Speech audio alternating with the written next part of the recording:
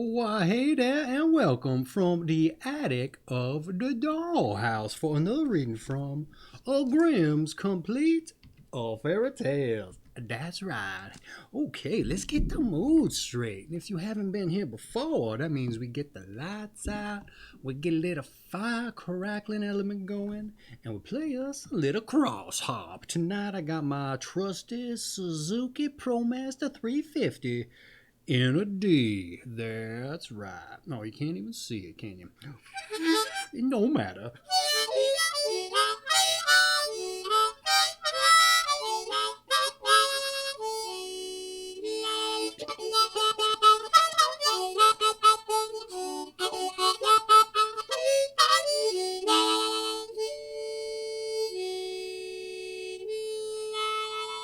All right. What are we reading tonight if you hadn't looked at the title? Well, The Gold of Children. That's right. Okay, let's dive in, shall we? A long time ago, there lived in a little cottage a poor fisherman and his wife, who had very little to live upon but the fish the husband caught. One day as he sat by the water throwing his net, he saw a fish drawn out which was quite golden. He examined it with wonder, but what his surprise was to hear it say, "Listen, fisherman, if you will throw me again in the water, I will change your little hut into a splendid castle." The fisherman replied, "What would be the use of a castle to me when I have nothing to eat?" "On account of that," said the goldfish, "I'll take care that there shall be a cupboard in the castle in which when you unlock it you will find dishes containing everything to eat that your heart can wish." "If it is so," said the man, "then I am quite willing to do as you please, only maybe slow down." "There is, however, one condition," continued the fish. "You must not mention to a living creature in the world, be it who it may, the source of your good fortune. If you utter a single word, well, it will be once at an end." The man upon this threw the fish back into the water and went home. But where his little hut had once stood now rose the walls of a large castle. He stared with astonishment, and stepped in and saw his wife dressed in costly clothes, and sitting in a handsomely furnished room. She seemed quite contented, and yet she said, "Husband, how has all this happened? I am so pleased." "Yes," said the man, "it pleases me also, but I am so hungry. Give me something to eat in our fine house." "Oh dear," she replied, "I have nothing, and I don't know where any is to be found here." "There will be no trouble on that account," he replied. "Do you see that great cupboard? Just unlock it." When the cupboard was opened, they saw with surprise that it contained every requisite for a beautiful feast: bread, meat, vegetables, cake, wine, and fruit. "Dear husband," cried the wife, full of joy, "what more can we desire than this?" Then they sat down, and they ate and they drank together in great comfort. After they had finished, the wife said, "Husband, where do all these good things and riches come from?" "Ah," he replied, "do not ask me. I dare not tell you. If I disclose anything, all our good fortune will come to an end." "Very well," she replied. "If I am not to be told, I shall not desire to know."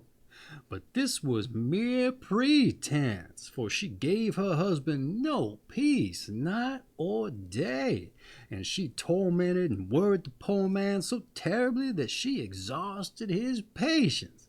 And he told her at last, this good fortune," he said, "all comes from a wonderful goldfish which I caught, and afterward gave it freedom by throwing it back in the water." No sooner had he uttered these words than the castle with its wonderful cupboard disappeared, and they were again sitting in the fisherman's hut. The husband now again obliged to follow his trade and go fishing, and as luck would have it, again caught the golden fish. Listen, cried the fish, if you will again throw me into the water, I will once more give you the castle and a cupboard full of the good things. But be firm this time and reveal to no one from whom it comes, or all will be lost. I will keep it to myself, answered the fisherman, and he threw the fish in the water. Everything at home now is in its former splendor, and the fisherman's wife joyful over their good fortune. But her curiosity gave her no peace, and 2 days had scarcely passed before she began to ask how it all happened, and what was the cause. Her husband kept silence for a long time, but at last she made him so angry that he incautiously revealed the secret. In a moment the castle and all that it contained vanished, and they were again sitting in their little old hut. See what you have done, he said. We shall have to again starve with hunger. Oh, well, she replied, I would rather not have such riches if I am not to know where they come from. It destroys my peace. The husband again went fishing, and after time what should he again pull up in his net but the goldfish for a third time? That's right. Listen, cried the fish, I see I'm always to fall into your hands, and therefore you must take me to your house and cut me into 2 pieces, and these you must place in the ground, and you will have gold enough to last your life. The man took the fish home and did exactly as he had been told. It happened after a while that from the pieces of the fish placed in the earth 2 golden lilies sprang up, which were taken great care of. Not long after, the fisherman's wife had 2 little children, but they were both golden as well as the 2 little foals in the stable. The children grew tall and beautiful, and the lilies and the foals grew also. And one day the children said to their father, We should like to ride out and see the world on our golden steeds. Will you let us? But the parents answered sorrowfully, How shall we be able to endure the thought that you are far away from us and perhaps ill or in danger? Oh, they replied, the 2 golden lilies will remain, and by them you can always tell how we are going on. And if they are fresh, we are in health, and if they fade, well, we are sick, and when they fall, we shall die. So the parents let them go, and they rode away for some time until they came to an inn where a number of people were staying. But when they saw the 2 gold children, they began to laugh and make a mockery of them. And as soon as one of them heard the laughter and mocking words, he would not go any farther, but turned back and went home to his father. The other, however, rode on till he came to a large forest, and as he was about to enter the forest, some people came by and says, You had better not ride there, for the wood is full of robbers who will overcome you and rob you, especially when they see that you and your horse are golden. You will both be killed. He would not, however, allow himself to be frightened, but says, I must and will ride through. He took bear skins and threw them over himself and his horse, that the gold might not be seen, and rode confidently into the wood. He had not ridden far when he heard a rustling in the bushes and voices speaking audibly to each other. That's the one, said the voice, but the other said, No, let him alone. He has nothing but on a bear skin, and is, I dare say, as poor as cold as a church mouse. What do we want with him? So the gold child rode through the wood, and no harm happened to him. One day he came to a town in which he saw a maiden who appeared to him so beautiful that he did not think there could be any other so beautiful in the world. And as his love became stronger for her, he went to her and says, I love you with my whole heart. Will you be my wife? The maiden was so pleased that she answered willingly, "Yes, I'll be your wife and be true to you as long as I live." Very soon after they were married, and just as they were enjoying themselves with the guests on the wedding day, the bride's father returned home. When he found his daughter already married, he was much astonished, and said, "Where's the bridegroom?" He was pointed out to him, and he still wore the bearskin dress. On seeing him, he exclaimed in great anger, "My daughter shall never have a bearskin wearer as a husband," and wanted to murder him. But the bride interceded for him as much as she could, and said, "He is already my husband, and I shall always love him with my whole heart." And at last the father was appeased. However, he could not help thinking about it all night. And in the morning, when the bridegroom was dressing, he peeped into his room and saw a noble-looking golden man, and the bearskin lying on the ground. Then he went back to his room and said to himself, "How fortunate it is that I restrained my anger last night, or I should have committed a great crime." The same morning the gold child told his wife that he had dreamed of being in a hunt and catching a beautiful stag, so that he must on that day go out hunting. She was very uneasy, and thought and says, "Pray don't go. A misfortune might so easily happen to you." But he replied, "I will and must go." As soon as he was ready, he rode out into the wood, and had not been there long before he saw just such a stag as the one in his dream. He raised his gun to shoot it, but the stag sprung away, and he followed it over hedges and ditches the whole day without feeling tired. At last, as night came on, it vanished from his eyes. Then the gold child looked round him and saw close by a small house in which sat an old woman, who was a witch.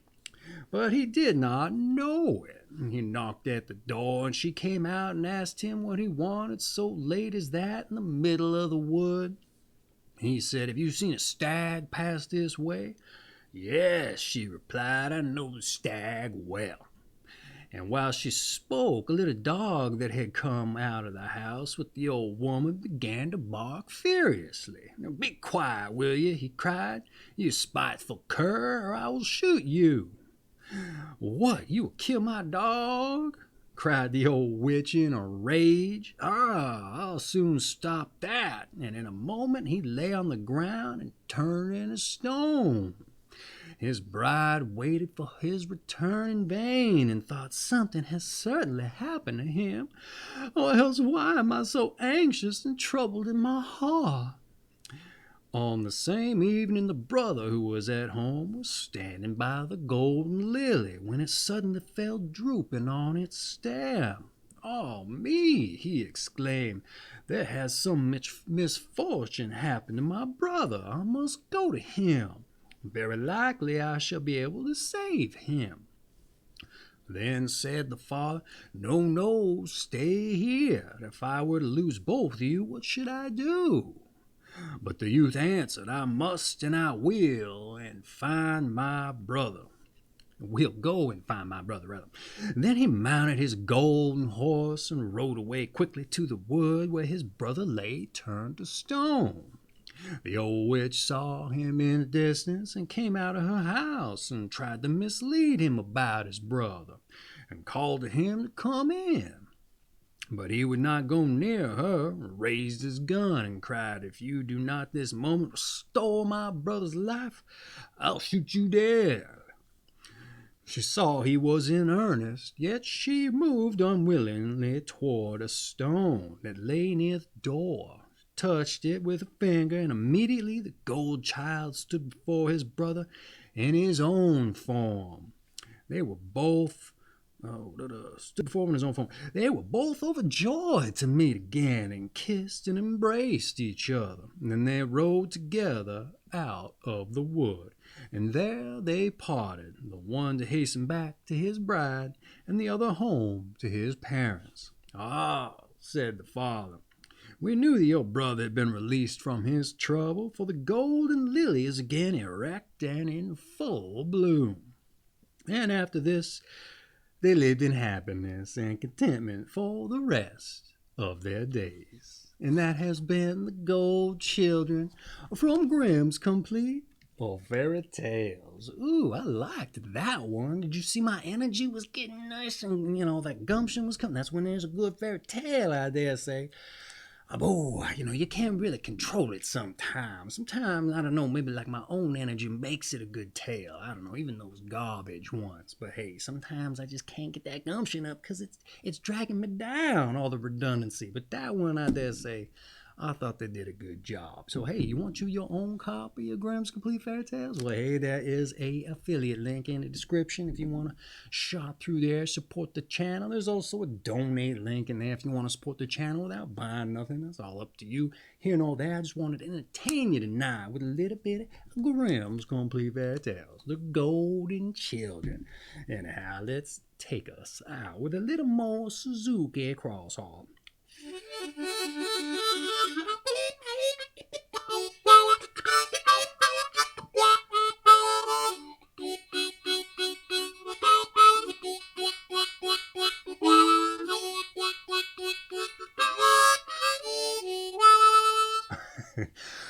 Almost out of breath there. That goldfish, he talked mighty quickly, didn't he now? All right. Hey, I hope you enjoyed yourself. I know I did, so I just want to say kisses to your missus and a tip of my hat to your old cat. You come back again now, you hear? You understand? You better.